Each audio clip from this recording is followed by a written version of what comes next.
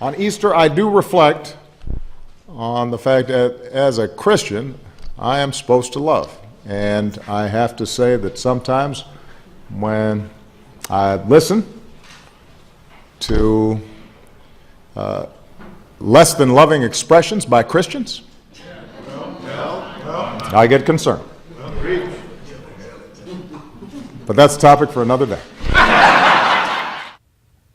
A kind of curious way to leave it as a topic for another day. With Miranda Kahn, J.D. Hayworth back with you.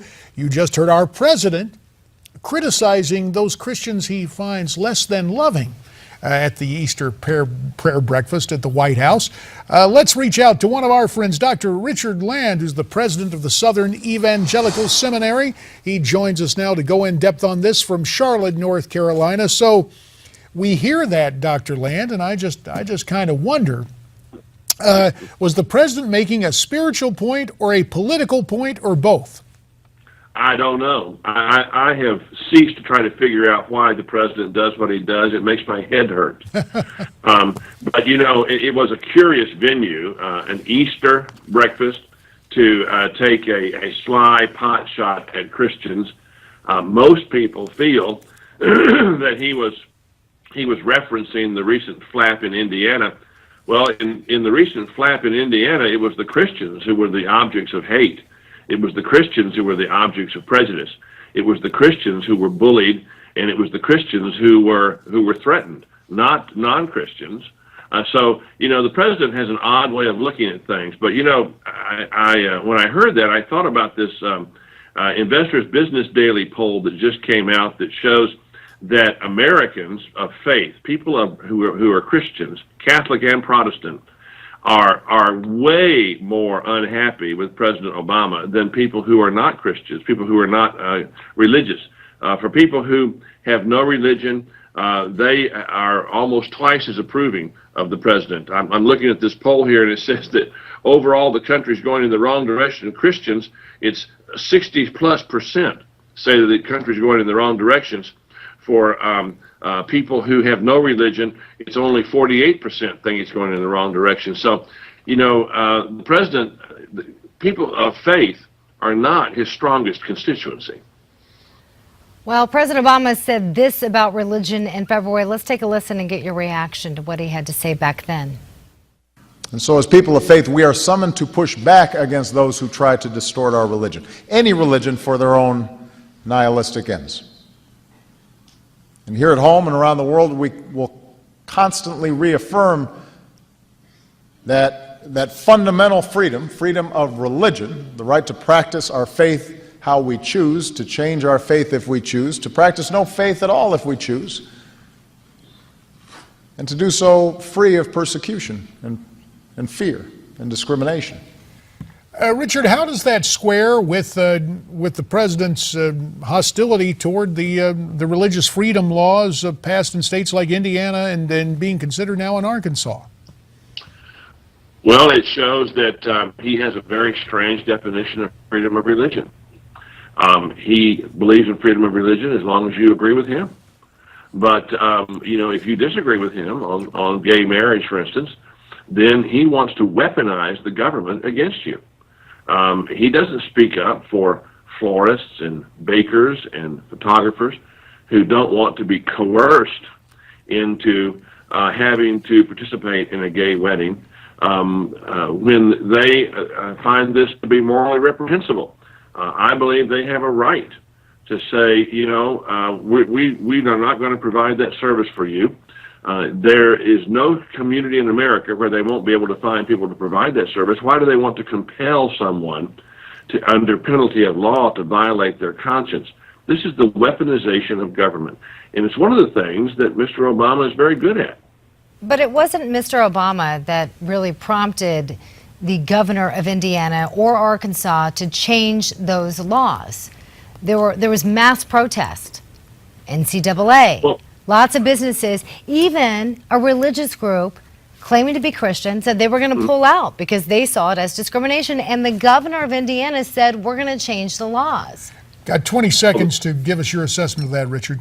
Well, I was very disappointed in Governor Pence. I know Governor Pence. He knows better. he surrendered to the politically correct orthodoxy in America. The president could have stopped this with one statement, and he should have. This is the people that are being persecuted, the people that are being discriminated against are the Christians. And Richard, we'll leave it right there on this topic. There's more to come with Dr. Richard Land. Stay tuned. Welcome back. Let's continue our conversation now with Dr. Richard Land, the president of the Southern Evangelical Seminary, who joins us from Charlotte. And Richard, we're going to expand this now globally.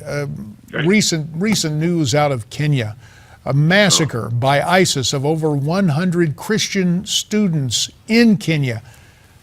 Where's the outcry over this? I don't know. I wrote an article about this, an op-ed for the Christian Post, in which I said this is slow motion genocide. And it's time for the world community to say, we're not going to stand for this anymore. The international community is going to put a stop to this. And if individual governments cannot do so, then it's time for the international community to put together sufficient force to say, we're not going to allow this kind of thing to take place. You know, if it can happen in Kenya, which is a country where 80% of people claim to be Christian and only 11% claim to be Muslim, it can happen anywhere. This is going to continue to spread. We're going to see Christians targeted for torture and slaughter and murder and being sold into slavery unless the international community says this is going to stop. We can't say that we don't know about it, and if we know about it and we don't act to stop it, we become morally culpable. Doctor, how should we act and respond, though? Are you talking about military force? I'm talking about military force, and I'm talking about condemning it. I'm talking about moral condemnation. I'm talking about moral isolation, and I'm talking about military force. How long would your neighborhood be safe if the police said, we're no longer going to patrol your neighborhood? It wouldn't be very long before bad guys would move in. Whether we like it or not, the ultimate fallback position for police and for order in the world for the last 70 years has been the United States of America. President Obama thinks that. Sorry, it seems we may have lost Dr. Land's audio. We'll try to pick that up again. And certainly, we often talk about mass media and coverage, and we say, sometimes joking, but with some truth and humor, we're not the media, we're Newsmax. So we take a different look at this. Apparently, we've reestablished contact now with Dr. Richard Land. Richard, thanks for hanging in with us. Sure. You say military action needs to be utilized as a last resort in this situation. Yes, and law enforcement backed up by military force. If you didn't have a police force in your neighborhood or your city, it'd become a very dangerous place. And the ultimate backup for force against evil in the world for the last 70 years has been the United States of America. And Mr. Obama has pulled that back, and you see the results. It is chaos, and it is murder increasingly around the world. The Middle East is getting ready to go up in flames because of the withdrawal of American power and influence. So are you saying just U.S. involvement, or should we have other countries involved? No, U.S.-led involvement. U.S.-led involvement. When we went into Kosovo, even the Europeans wouldn't go into Kosovo when genocide was taking place in the former Yugoslavia until Bill Clinton said, we're going in. We're not going to put up with this anymore. And when the Europeans said, well, if you're going, we'll go with you. If we don't lead it, it won't happen. I'm not saying we should do it unilaterally, but if we don't lead it and we're not willing to back it, it won't happen. Richard, I talked about media and coverage and the lack thereof. It seemed to me that we got much more coverage of a couple of years ago of the mall attack than we've seen at this Christian university. Is there a hostility amongst members of the mass media specifically toward Christianity?